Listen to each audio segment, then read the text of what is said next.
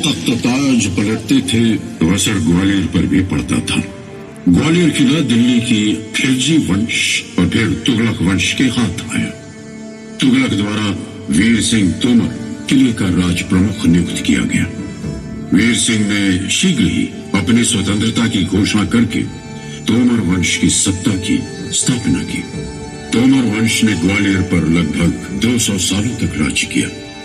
जब सन 1450 में महाराज डुगरेंद्र सिंह का राज तिलक हुआ, तोमर वंश इस राज्य क्षेत्र में महत्वपूर्ण राज शक्ति बन गया था।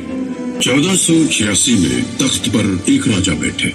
उनमें एक महान शासक के सभी गुण थे। महाराज दक्ष शासक थे तो निपुण राजनीतिज्ञ भी। सहनशीलता और जोड़ तोड़ की नीति में उनकी मिसाल नहीं थी। महाराज कल्पनाशील भी थे और कला के परम उपासक और संरक्षक भी। ये सब तो उनमें था ही। बड़े रंगीन मिजाज और परम प्रेमी भी थे। मान सिंह था उनका नाम। उन्होंने अपने सपनों का साकार महल बनवाया और नाम रखा मान मंदिर।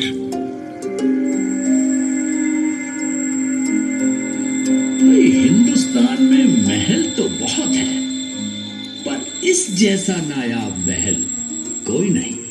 अरे ये इतना ऊंचा है कि हवा भी इसकी चोटी तक नहीं पहुंच सकती है। ये देखो, मंदिर का भीतरी हिस्सा कितने अद्भुत रंगों से सजा है। विश्वास नहीं होता। अरे इसमें ये खूबसूरत नक्काशी तो देखो, और जरा इन दीवारों पर लगे रंगों की चमक तो देखो।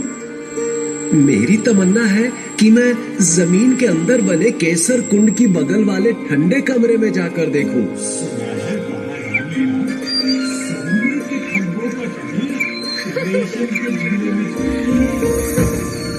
राजा मान सिंह तो बस हर नर नारी के दिल और दिमाग में बस गए। लोग आज भी गुजरी सुंदरी नन्नी और मान सिंह की प्रेम कहानी सुनाते हैं। एक बार जब राजा शिकार पर निकले तो उन्होंने खूंखार जंगली भैंसे से मुठभेड़ करते हुए एक लड़के को देखा। हे भगवान, ये कौन लड़की है जो देवी की तरह भाले चला रही है? अरे वाह, कमाल हो गया। अरे देखो देखो देखो,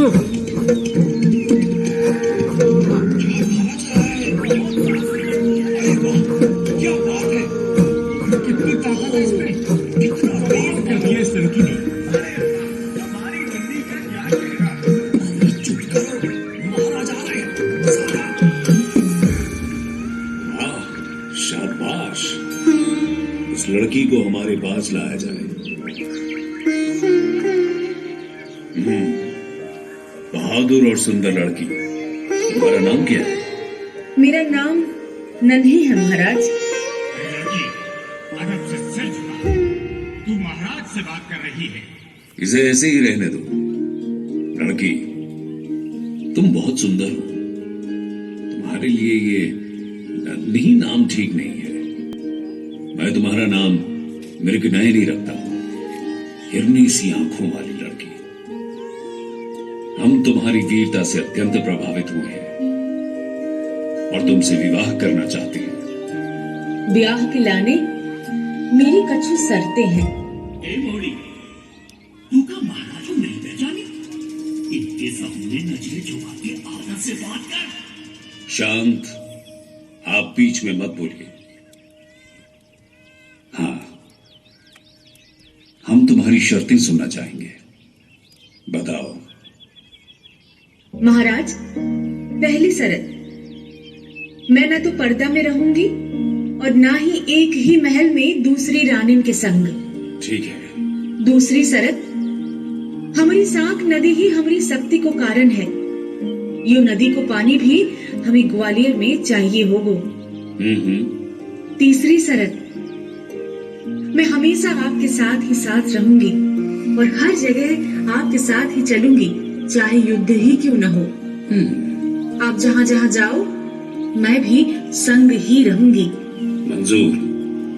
राजा मान सिंह ने नन्ही की सारी शर्तों को मानते हुए उसे नए नाम से रानी मृगनयनी घोषित किया।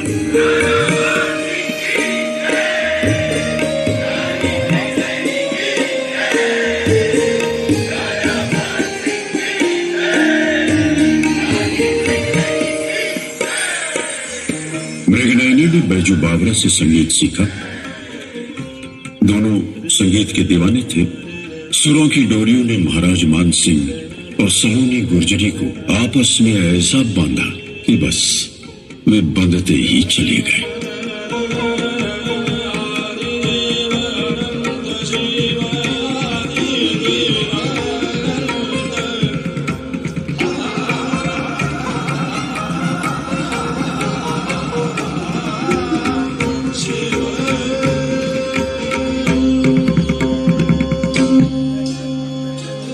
भारत की सर्वोत्तम शास्त्रीय संगीत विधाओं में ध्रुपद का ऊंचा स्थान है।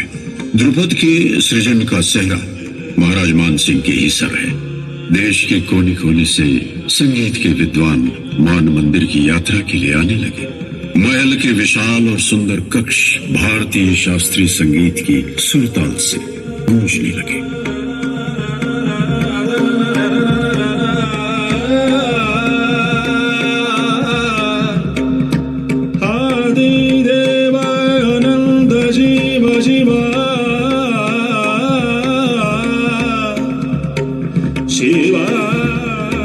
सुर सरिता का अनंत प्रवाह चलता रहता, शायद ऐसे ही, पर महाराजा मान सिंह का स्वर्गवास हो गया।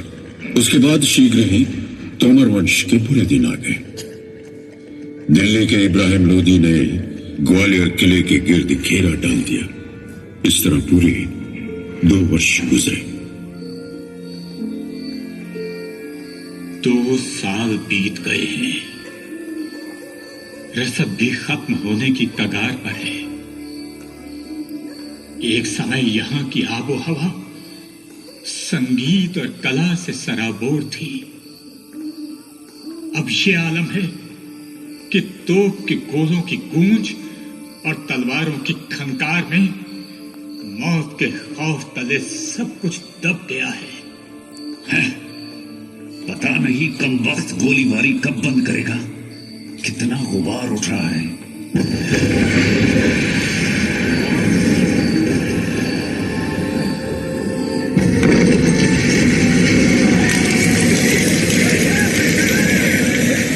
आखिर किले के नीचे एक सुरंग को बारूद से उड़ाकर लोधी सेनाओं ने राजपूतों